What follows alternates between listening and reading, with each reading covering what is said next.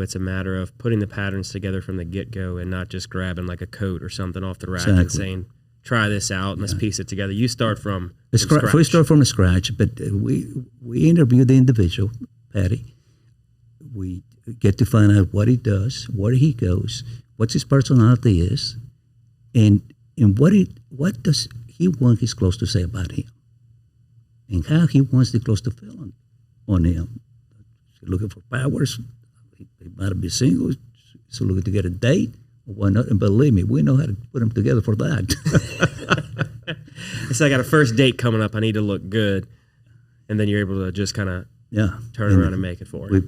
We ask where he's going, and so on and so forth. Depending, it's just at a restaurant. It's an outdoor deal, whatever it is, and then we make it for him.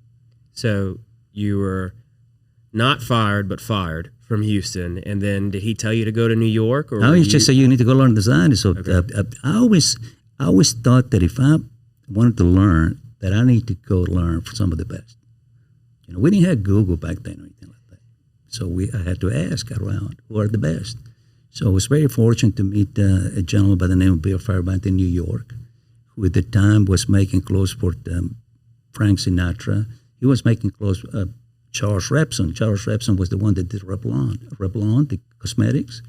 And he was making clothes for who's who in the United States. He was the highest paid custom tailor in the world. Wow. Yeah. And I met him. He thought I was, first time he said, man, he didn't want nothing to do with me. I kept coming back. And finally, he was one of my mentors.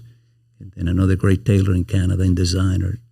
He was the Ralph Lauren of Canada, named Lou Miles. And the gentleman was like 5'6", but if we walk into a room, his presence, you felt like you were looking at a 6-foot tall man. Mm-hmm. And the way he carried himself and his style was impeccable. So I learned from all these masters. And their very distinctive style about their shoulders.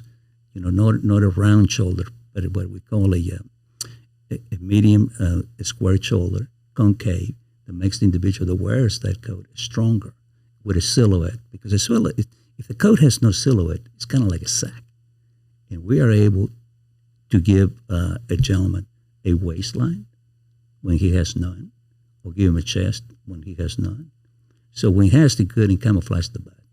And that, to me, it's not just make clothes, it's an art. Yeah.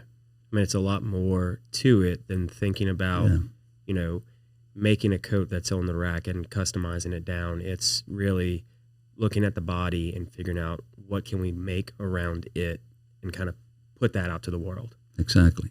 So did you actually even go to any schooling or anything in New York, or were you just working under these folks as your mentors?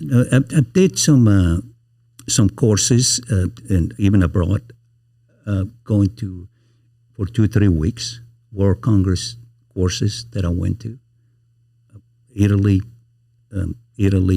Germany, and London.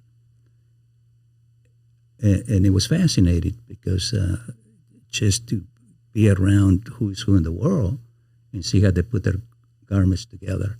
So it was inspiring to me. And I always wanted more. As I tell my children, if you find something that you love to do and you have passion for it and you have the desire to do it, you will never work in your life. Hopefully you can get paid for what you do. Right. So I'm having fun. I'm having fun and enjoy it every single day. Look forward to get up in the morning and bring elegance and joy to that gentleman or to a lady, because we make lady suits as well.